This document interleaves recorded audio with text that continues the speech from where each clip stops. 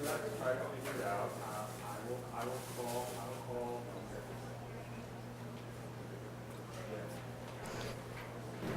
Okay, Commissioners, we're moving to item number 19 on the calendar.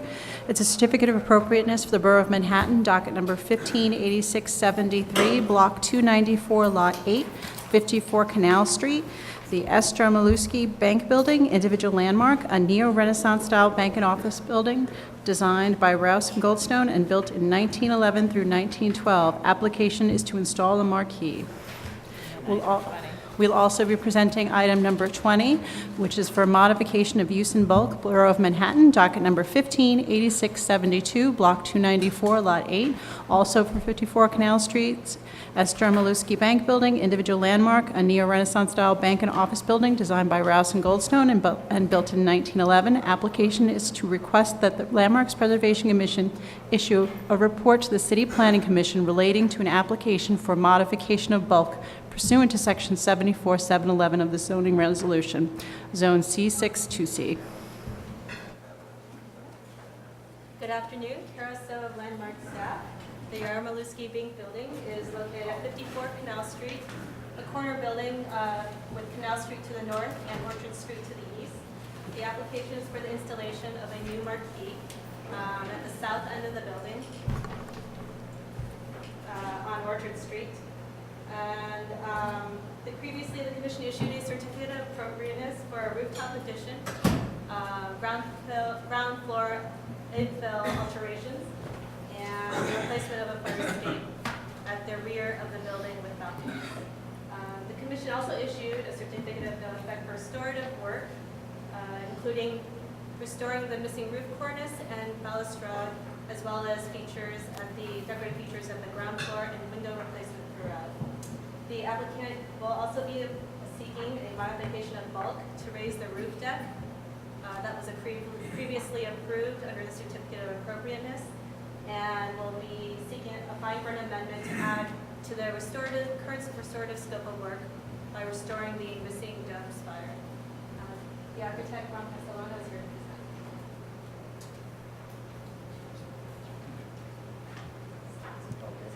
Hi, my name is Ron Castellano. The big moves here are on the marquee and the dome spire on the primary facades, and we'll go into more detail. I'll be going through the proposal just page by page briefly and showing what the changes are. We'll go into more detail on the dome spire as well as the marquee. Again, and also in this area here, there were slight modifications to the mechanical equipment. Cooling towers were raised 10 inches, the emergency generator had to be raised 10 inches, and the fans had to be raised 4 inches. We re-rendered the whole project at the end. I'll show you the renderings, and they're still not, didn't change anything in terms of the views from the streets. On the west elevation, the building next door, which is 60 Canal, is going to be a new building that's 6 stories. And the changes on the west are taking the existing window openings and putting doors so that this building can have an easement onto the roof next door. It doesn't really show up from the street anywhere, and it's in the same location of the original window openings. On the south elevation, we'll go into more of what we're proposing for the deck.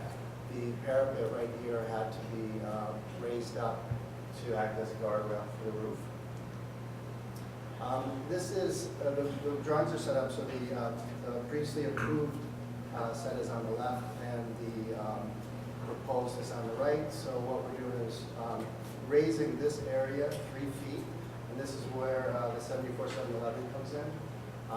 And that allows us to remove the stairs, remove the handicap lift, so it's accessible from this space directly onto the deck, as well as using the balustrade as an actual guardrail. Before your view was like we're at the base of the balustrade.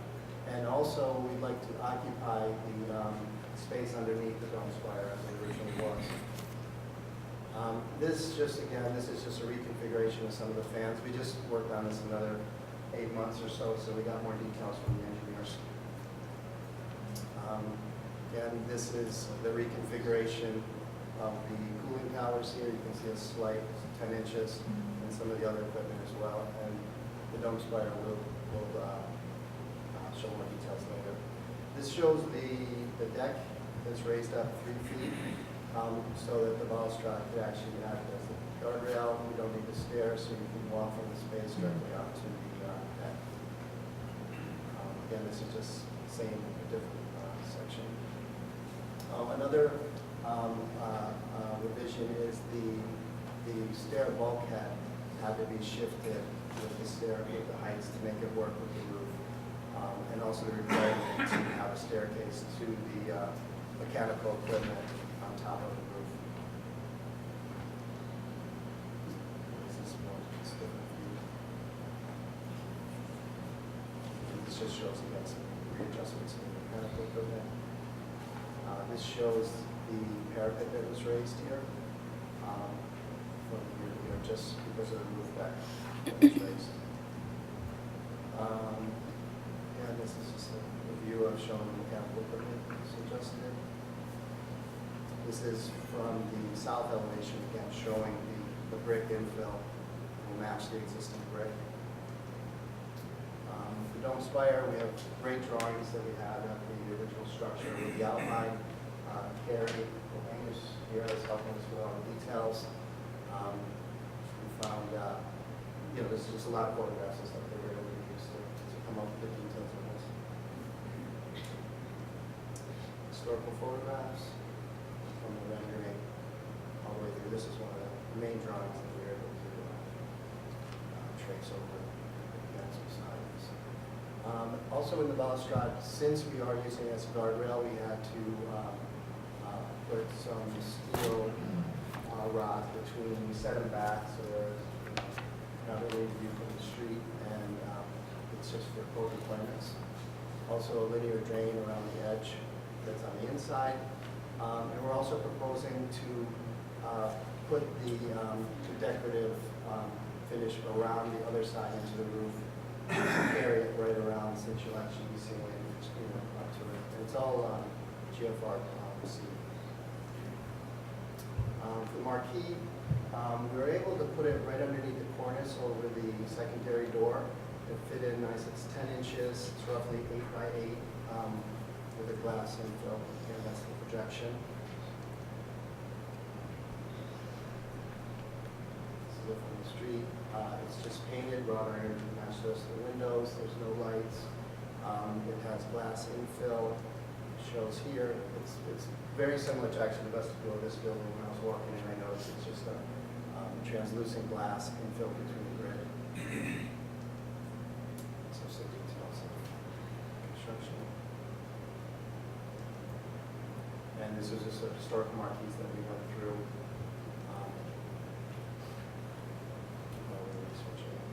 These are the renderings. It's not very bright, but this shows the dome spire.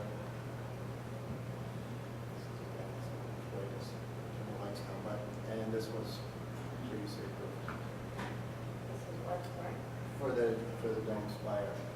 And is that in the next image? That was what was previously What was it? approved before. So it just shows the changes.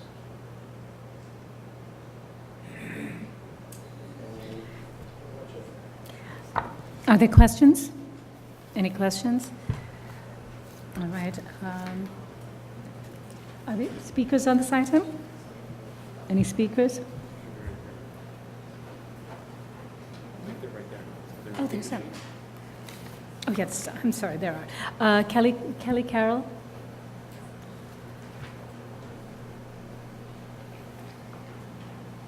I haven't seen that. Kelly Carroll, Historic Districts Council. We are particularly pleased to see that new life will be breathed into this building, and with it, the tower which once crowned this individual landmark.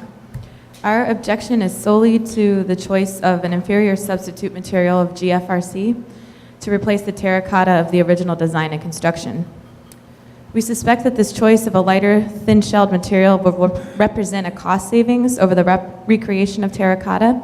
That said, A 74-711 justifies a return to the original material, and since this is being created from scratch, you could recreate the terracotta as opposed to making molds from the GFRC. Further, it will better match in luster and texture the terracotta Renaissance ornament, which still graces this building's 3 uppermost stories. Thank you. Thank you. Linda C. Jones? Hi, Linda Jones, Friends of the Lower East Side. For your benefit, Chair, we are a grassroots organization based on the Lower East Side and dedicated to preserving the architectural and cultural heritage.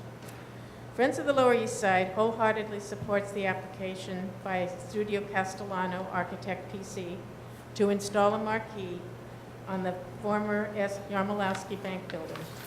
Work is currently underway to restore the building and repurpose it as a luxury hotel. The addition of the marquee to the historic building is totally in context with the historic character of the neighborhood, once a thriving immigrant community of tenements, cafes, small shops, and businesses. It is important to note that the former Lowe's Canal Street Theater, nearby at number 31 Canal Street, originally displayed a flamboyant marquee over its entrance. Sadly, that marquee was destroyed when the movie house was closed. We have included a photo of that marquee with our written testimony. The modification of bulk is required to enable recreation of the rooftop tempietto on the building.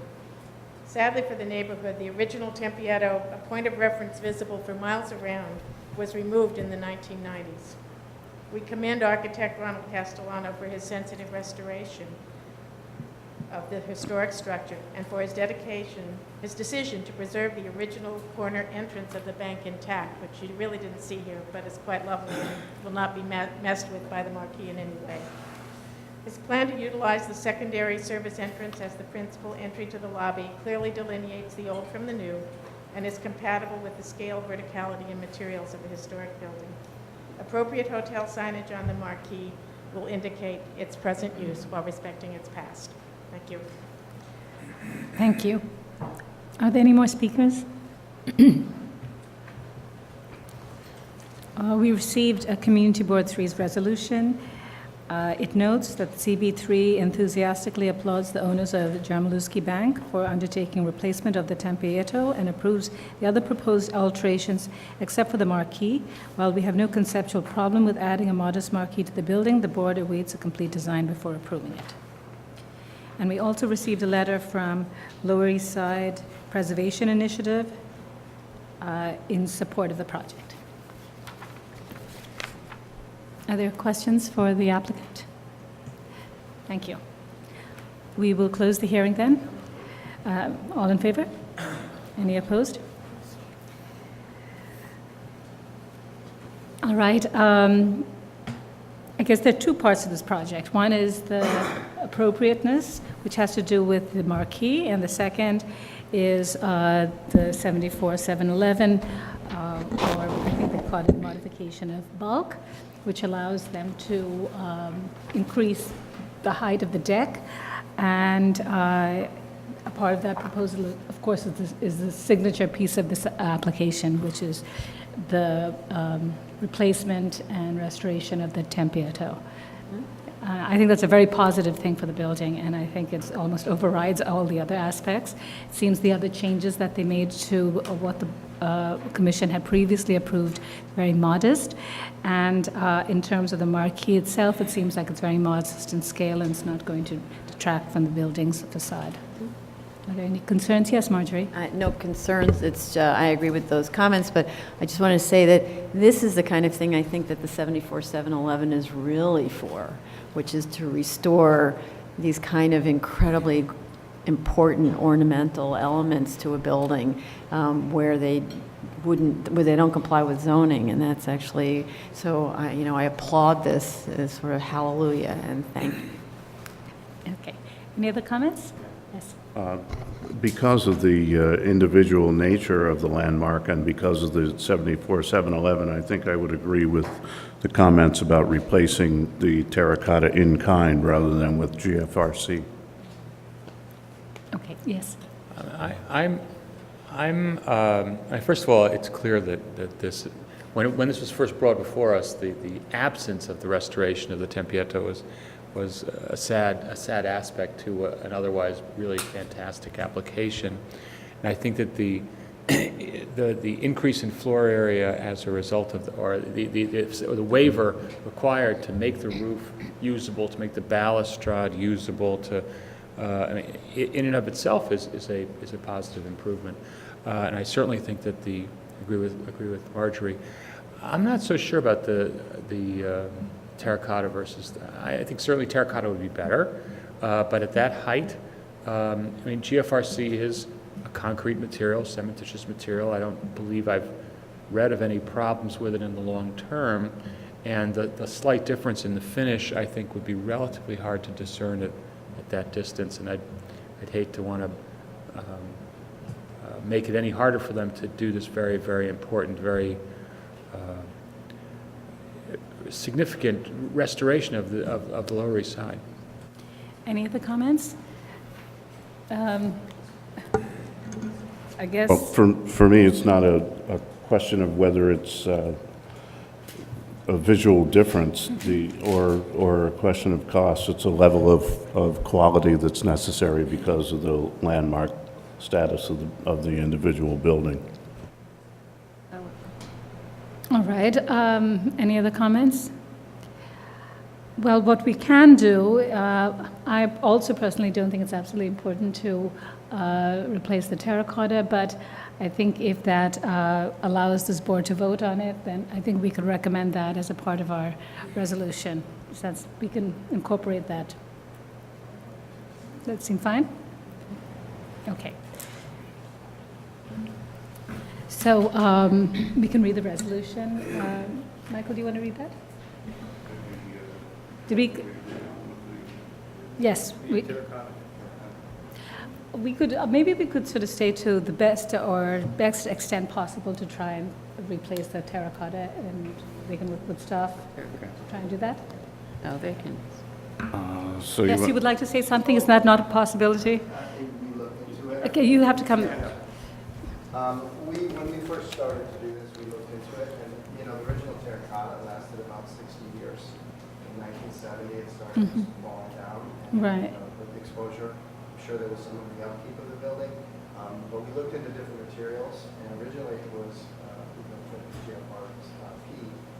We got to GFRC. Terracotta was just not in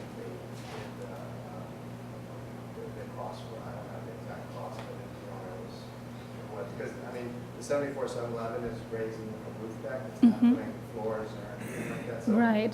the benefit, like, it took a while to get here. Right, I understand you're saying is that what you're actually waiving in terms of zoning is very, very modest, but you're doing a fairly significant restoration. At GFRC, so, I mean, I'd try to, get them to this point, and I think if I go back and say terracotta, they're probably not an option.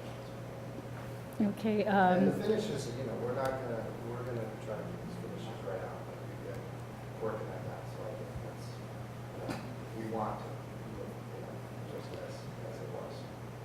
Right. Michael, you're willing to support that, given the request that they're actually asking for? Actually, I'm sorry, I feel very strongly that it needs to be terracotta. It's not a hardship for them to find terracotta manufacturers. Okay. I think this building warrants it. Sorry.